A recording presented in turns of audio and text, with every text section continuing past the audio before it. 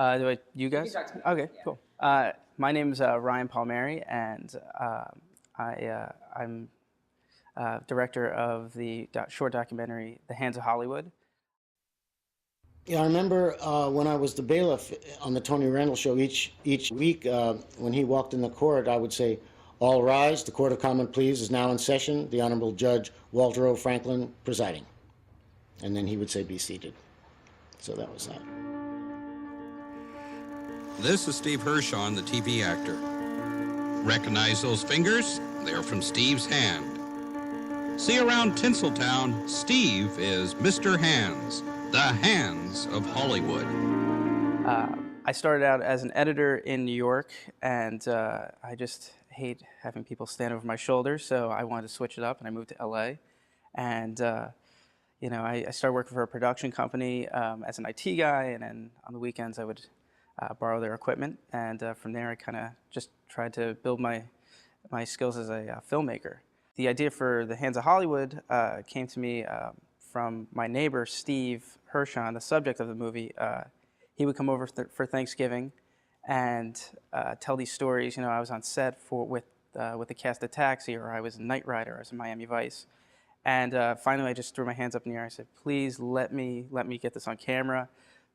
Took a little bit, took about 1.5 years, but eventually he agreed, and I sat down and I interviewed him and just uncovered all these stories from this amazing life that he led. He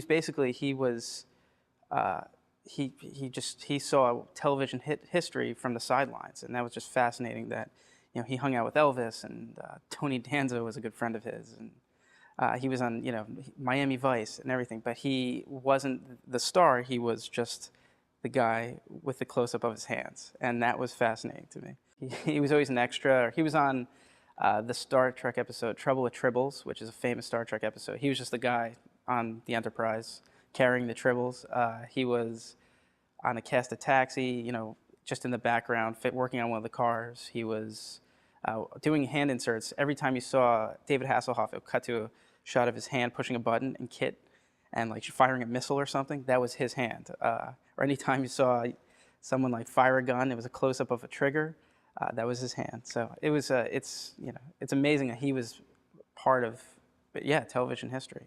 I distributed online, and it made Vimeo staff picks, which is pretty big, and it got a lot of hits. And so far it's been positive. I think there's some weird thing that even though he had this career that a lot of people didn't even know existed, they can relate to him because he's not a big star. He's just a guy showing up to work every day and with this bizarre job. And people can relate to him for some reason. So it's been a pretty good reception so far. So from now on, I'm just going to try to go out and seek these stories that other people really wouldn't pay attention to normally, and try to get them out there and help people find a voice and go from there. Yeah.